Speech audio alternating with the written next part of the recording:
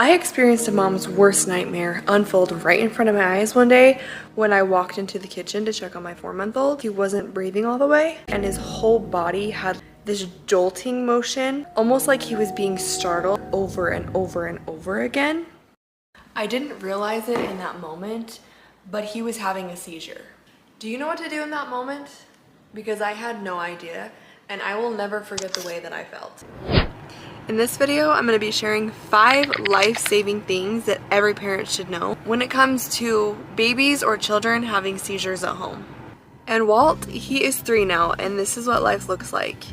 He has something called Dravet Syndrome, which is a rare form of epilepsy that is very medicine resistant, and he has seizures just about every day, different types and different lengths.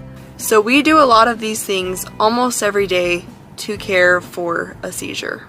So the first thing you need to know is that your mom instincts will never go wrong. So listen to those first and foremost. The next thing you need to know is if you don't have oxygen at home, or rescue medications at home, or a suction machine at home, or a pulse ox at home, there's things you can do right now, today, without any of these things. Life-saving tip number 1 is position and condition. If the condition of your child is they're not breathing, if their lips are turning blue, if the seizure is not stopping within 5 minutes, you need to call 911 or get yourself to an emergency room as soon as you can. Now, if your child is breathing, we will talk about counting breaths in just a minute.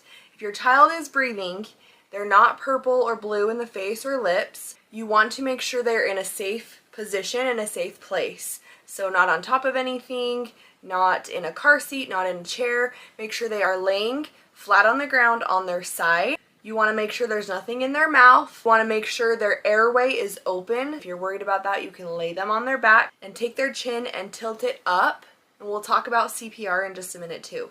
But just getting your child to a safe position and condition to start with. Okay, number 2, I'm going to sing you a song. Hold on.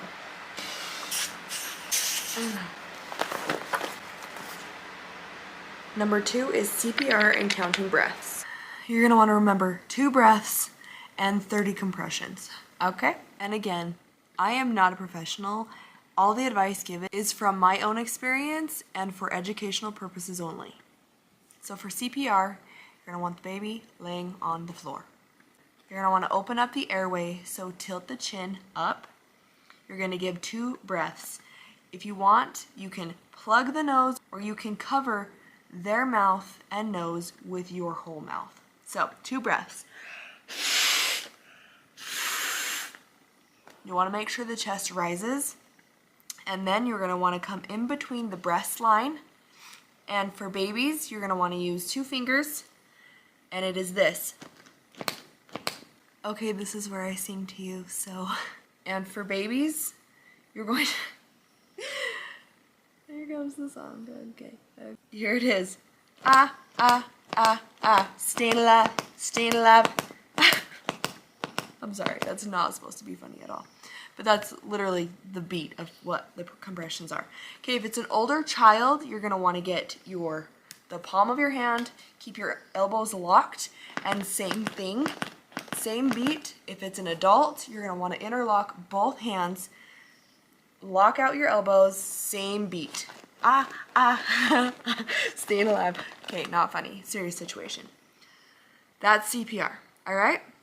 That keeps the blood flowing to the brain until paramedics can get there, or if you are in the vehicle and someone else is driving and you're doing the compressions, if your child obviously is not breathing, is blue in the face and the lips, that's when you want to do CPR. And then as far as counting breaths, right here in this video, as you'll see, Walt has very labored breathing.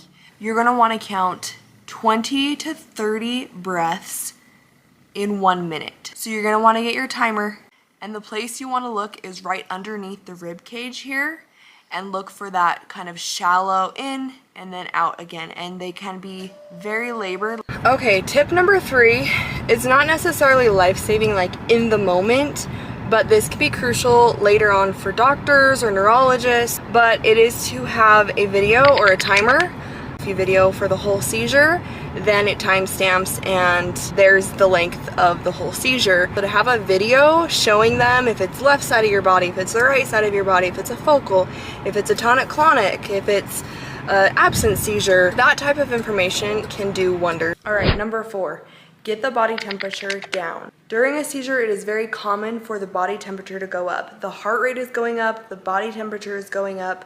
So what you want to do is to get a cold rag, get wipies, get a fan, anything to cool them off. When the heart rate gets too high, it reduces the blood flow to the brain. And something else that's very common with a high heart rate is SUDEP, which is sudden unexpected death in epilepsy. So while you're waiting for an ambulance to get there, or while you're waiting for help, get their body temperature down. And the last thing is, stay calm. Don't start stress cleaning and leave your child. Stay calm and stay with your child. They're probably scared too. Thanks for watching with me and my friend here. We'll see you next time.